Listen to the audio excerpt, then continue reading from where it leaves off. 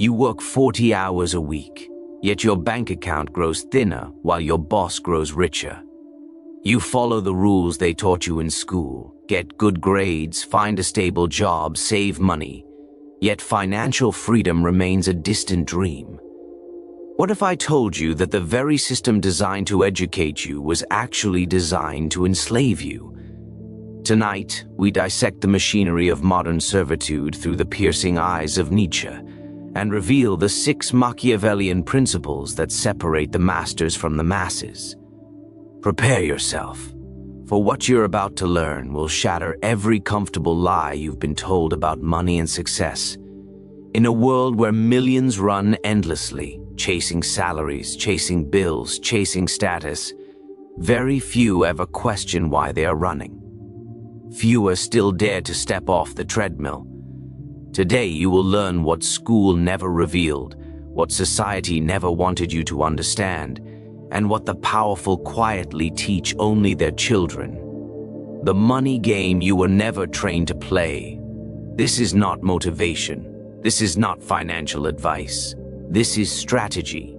Machiavellian strategy sharpened by Nietzsche's brutal clarity. Keynote 1. The rat race exists because you were trained to obey, not to understand. From the moment you took your first step into a classroom, the world began shaping you, not into a thinker, not into a creator, but into a compliant participant in a system designed long before you were born. The rat race does not begin when you get your first job. It begins when you learn to raise your hand for permission. It begins when you are told that mistakes are dangerous, that questioning authority is disrespectful, and that your value depends on how well you follow instructions. And the tragedy is not that this system exists. The tragedy is that you were taught to believe it was normal. Machiavelli understood this pattern centuries ago. He wrote that power is maintained not by force alone, but by shaping the minds of the masses so they never challenge the structure around them. The most obedient population is the one that thinks obedience is virtue. And when Nietzsche looked at society, he saw the same mechanism. People trained to become predictable, domesticated versions of themselves. Not because they lacked intelligence, but because they were never taught to develop the type of thinking that would allow them to escape. School teaches you many things, but it leaves out the most important lesson: how to think about power, how to think about money, and how to think about your position in the world. Instead, it gives you a formula. Study hard, follow rules, wait your turn, earn a stable income, and hope that one day your hard work will bring you freedom. But what you were never told is that this formula was designed during an era that needed obedient workers, not free individuals. You were trained to become efficient at tasks, not efficient at life. Every assignment you completed, every bell you responded to, every standardized test you took was preparing you for one thing: to accept the structure without ever questioning the architect. And this is the psychological foundation of the rat race. You were conditioned to equate success with approval, achievement with compliance, and effort with worth. That conditioning makes you predictable. It makes you easy to manage. It makes you easy to replace. When you grew older and stepped into the working world, the structure simply changed its costume. Instead of teachers, you have managers. Instead of report cards, you have performance reviews. Instead of grades, you have salaries. But the underlying lesson remains identical. Follow the rules, don't question the system, don't step out of line. And because you were trained this way for years, the rat race doesn't need walls to trap you. Your habits do the work for it. Nietzsche called this the tragedy of the herd mind. People living in a way that was handed to them, never realizing they could design their own way of living. The rat race survives because people walk into it willingly, believing that the path they are given is the only path that exists. You were trained to obey deadlines instead of controlling your time. You were trained to chase rewards instead of creating them. You were trained to fear mistakes instead of using them as tools. And without realizing it, you inherited a mindset built for survival, not for power, not for freedom, not for the kind of life that requires independent thought. If you truly want to escape the rat race, you must first understand that your thinking was shaped by a system that benefits when you never question its design. The escape does not begin with money or opportunity. It begins with recognizing the psychological chains you were handed long before you ever earned your first dollar. Keynote 2. Money is not earned, it is leveraged. You were raised to believe that money is something you earn through effort, discipline, and long hours. You were taught that the harder you work, the more you deserve. But in the real world, deserving has nothing to do with wealth. In the real world, the people who work the hardest are often the ones who remain trapped. Look around you. The hardest workers in society are not the richest. They are the most exhausted. They are the most replaceable. They are the ones who were never taught the real laws of money because the system benefits when they never learn. Money, in its true form, is not earned. It is leveraged. It moves to those who understand how to multiply value, not to those who simply exert effort. But you were never taught this. School conditioned you to believe that effort equals income. The wealthy know a different rule. Income comes from influence, ownership, and systems that continue working whether you show up or not.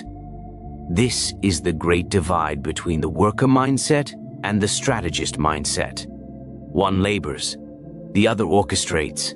Machiavelli would say that those who control the mechanisms of power never expose those mechanisms to the masses. Why? Because predictable workers maintain the structure. Unpredictable thinkers threaten it. And understanding leverage makes you unpredictable. Understanding leverage takes you out of the category of labor and into the realm of influence. The moment you learn that your time is the least valuable asset you possess, everything changes. You stop trading hours for survival and start building structures that generate freedom. Imagine money as a force that needs direction. The average person directs it toward consumption, comfort, temporary pleasures, and short-lived rewards.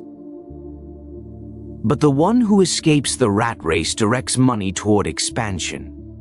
Not through effort, but through systems that extend reach beyond individual limitations.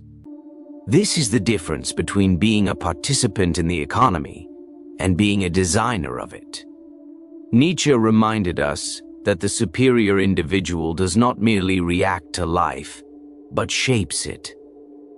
Money, in the hands of such an individual, becomes an instrument. It becomes something that works independently, multiplying itself, reaching places you cannot go physically, and performing tasks you do not have time for. When you learn to control money in this way, you step out of the ordinary rhythm that governs most lives. The tragedy is that most people believe money grows from hard work because that is what they were shown. They saw their parents come home tired. They saw relatives work multiple jobs. They learned to respect struggle because struggle was the only path they witnessed. But the powerful know that struggle is not the path to wealth. Structure is. Systems are. Leverage is. A person with a leveraged structure can achieve in a day what a worker might spend a month or a year trying to accomplish through effort alone. And society is built in a way that rewards those who build such structures while keeping everyone else too busy, too tired, or too uninformed to build their own. You escape the rat race the moment you stop believing that your worth depends on how many hours you can give. You escape when you understand that the true game is not about doing more work, but about creating something that continues producing results in your absence. Money is not earned through labor. It is commanded through leverage. The middle class is often celebrated as the symbol of stability, success, and respectability. But when you look through the cold lens of Machiavelli and Nietzsche, you begin to see something different. You see a life built not on freedom, but on fear disguised as comfort. You see people trapped not by chains, but by the illusion that their comfort is safety, and that illusion is one of the most dangerous prisons a human can enter. From childhood, you were conditioned to idolize the middle-class lifestyle, the neat house, the secure job, the predictable routine. It was painted as the ultimate goal, the destination that proves you have done everything right. But what if doing everything right is precisely what locks you into a life of limits? What if comfort, instead of protecting you, is the very thing that prevents you from growing into someone capable of real power? Nietzsche believed that most people cling to comfort because they fear confronting the truth of their own unrealized potential. Potential demands struggle. It demands risk. It demands a willingness to break away from the familiar. And the middle class teaches the opposite. Avoid disruption. Avoid danger. Avoid anything that threatens the routine you've built. Yet routine is the most subtle form of imprisonment. It keeps you walking in circles while believing you are moving forward. Machiavelli understood this human weakness well. He wrote that people who fear loss are easy to control because they will cling tightly to whatever small comfort they have been given. And when you examine the middle-class mindset, that fear is everywhere. Fear of losing the job, fear of missing a promotion, fear of falling behind on payments, fear of taking risks that might disrupt the comfortable equilibrium. Comfort becomes a leash, and fear becomes the hand that holds it. Look closer at the routines that define middle-class life. Wake up early, commute through traffic, work for hours, return home drained, repeat the same cycle every week while waiting for weekends that end too quickly and for vacations that arrive too rarely. On the outside, it seems stable, but stability is often just stagnation polished to look respectable. And stagnation is the soil where the rat race grows strongest. People in the middle class measure their progress through metrics that mean nothing in the realm of true freedom. They chase promotions as if titles can buy back time. They upgrade cars and homes as if status can replace autonomy. They buy things to feel successful, but those very things lock them deeper into dependency. More expenses mean more work. More work means less freedom. Less freedom means more fear. The cycle strengthens itself while the person within it becomes weaker. Nietzsche would call this the life of the last man, someone who avoids suffering at all costs, even if avoiding suffering means forfeiting greatness. And the system rewards this mindset because it needs people who prefer predictability over power. A person comfortable with average circumstances will never challenge the hierarchy above them. They will stay in their place. They will play their role. They will remain manageable. The illusion of comfort becomes the perfect trap because it blinds you to alternatives. You start believing that stability is the highest goal, rather than seeing that it is merely the most socially acceptable cage. And once you believe that your comfort is the best you can hope for, you stop reaching for anything beyond it. You silence the part of yourself that wants more. You accept a life designed by others instead of designing one yourself. Keynote 4. Salary is the modern chain. A salary is praised as the mark of stability.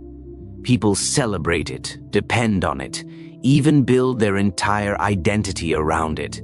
Yet when you observe it through the ruthless clarity of Machiavelli and the piercing philosophy of Nietzsche, a different picture emerges. A salary is not freedom. A salary is dependence. It is the modern chain, polished, disguised, and decorated to look like security while quietly binding you to a life that is not your own. From the moment you accept a paycheck as your main source of survival, you step into a structure built to keep you predictable. Not because your employer is evil, but because the system itself requires obedience to function. When you receive money only in exchange for your presence, your time becomes the property of someone else. And the moment your time is owned, your freedom dissolves quietly in the background. Machiavelli understood the psychology of dependence intimately. He warned that a man who relies on a single source of income is always vulnerable because his survival can be controlled with a simple threat. Modern society does not need whips or chains. It only needs the fear of losing a paycheck. That fear shapes behavior more effectively than force ever could. It makes people accept conditions they dislike, stay silent when they should speak, and tolerate routines that drain their spirit. Nietzsche would look at the salary system and call it a life of self-imposed smallness. Not because working is dishonorable, but because dependence prevents the individual from expressing their full potential. A person chained to a monthly wage must prioritize safety over self-transformation. They cannot afford to upset their superiors. They cannot afford to pursue bold ideas. They cannot afford to step into their true power. They become cautious, domesticated, refined into a controlled version of themselves. And controlled individuals rarely rise. Think about the structure of your day. You wake up early not because you choose to, but because your salary demands it. You sit in traffic not because you enjoy it, but because your income depends on your punctual obedience. You spend hours performing tasks that may not reflect your true talent or ambition, but you do them because the alternative is losing the security you've been conditioned to cling to. And the most revealing truth is that when people talk about getting fired, they do not fear losing the work. They fear losing the chain that keeps them surviving. The salary conditions your mind to avoid risk. You begin to equate discomfort with danger, innovation with instability, and independence with uncertainty. You stay where you are because stepping away feels like stepping into chaos. But that fear is exactly what keeps you in place. The chain tightens not through punishment, but through routine. The more predictable your life becomes, the harder it is to imagine a different one. Machiavelli would say that a ruler does not need to restrict the masses physically when their survival instinct restricts them better. The salary system achieves exactly that. It creates a life where people willingly give away their time, their creativity, and sometimes even their dreams for the promise of monthly stability. And once that stability becomes everything, you stop noticing the cost. Nietzsche believed that true freedom begins when a person refuses to live by the rules of fear and conformity. But the salary system thrives on both. It rewards compliance, punishes rebellion, and keeps people too weary to question its design. It becomes a cycle: work, earn, spend, depend, repeat. A cycle so familiar that it starts to feel like the natural rhythm of life, even though it is anything but natural. Keynote 5: Wealth comes from creating value, not chasing income. Most people spend their entire lives chasing income, believing that if they work just a little harder, save just a little more, and wait just a little longer, they will eventually reach freedom. But income is a moving target.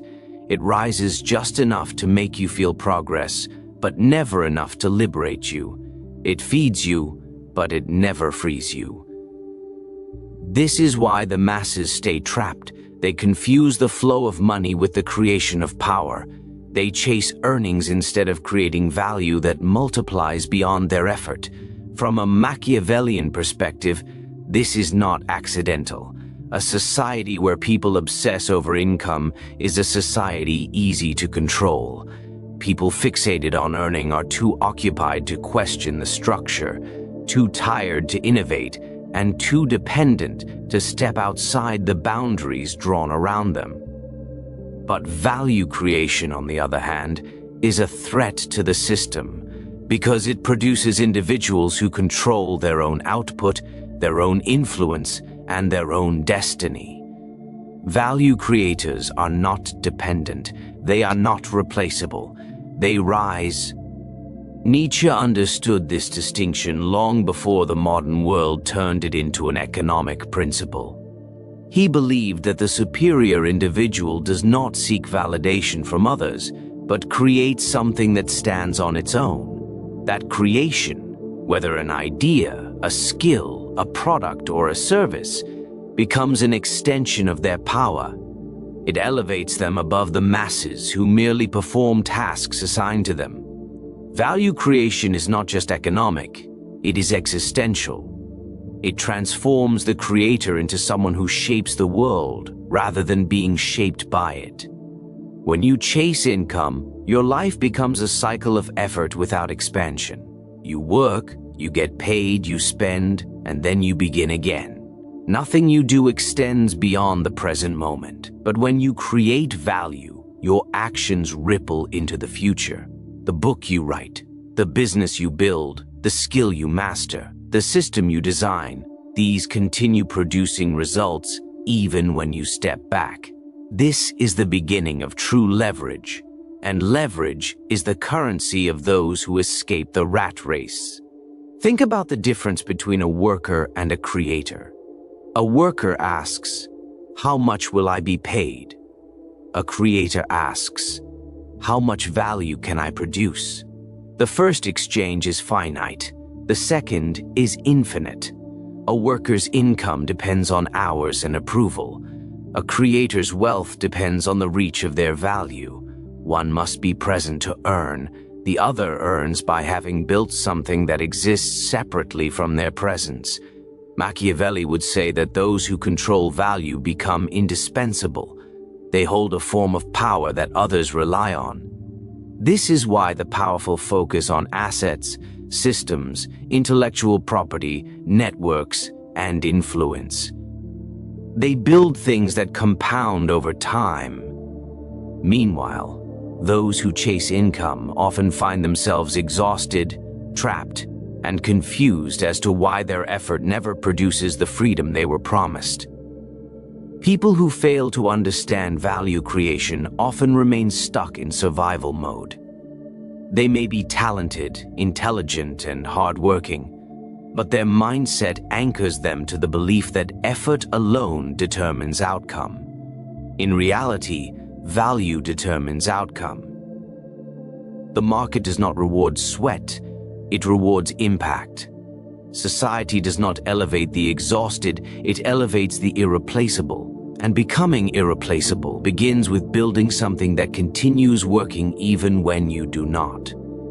Chasing income keeps you running. Creating value sets you apart. The person chasing income needs constant motion to survive. The person creating value builds momentum that moves even when they rest.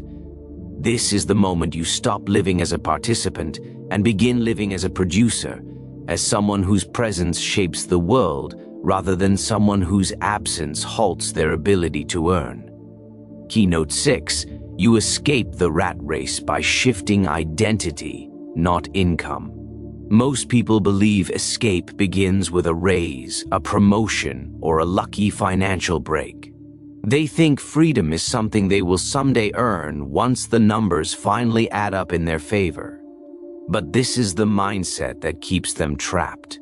Escape is not a matter of income, it is a matter of identity. Until you shift who you are, you will remain exactly where the system expects you to be. You cannot rise above the rat race while thinking like one of the rats. You escape only when you evolve into someone the rat race no longer recognizes. From a Machiavellian perspective, power begins internally, long before it appears in the world. Machiavelli understood that rulers, strategists, and creators think differently from followers. They do not wait for permission. They do not think in terms of salary, titles, or incremental progress. They think in terms of ownership, control, and transformation. They see themselves as forces that shape their environment rather than being shaped by it. Until you adopt that mindset, every financial improvement you make will be swallowed by the same structure that kept you limited. Nietzsche would say that the rat race is not an economic condition. It is a state of mind. It is the mind of the last man, the one who seeks comfort above challenge, predictability above freedom, routine above growth.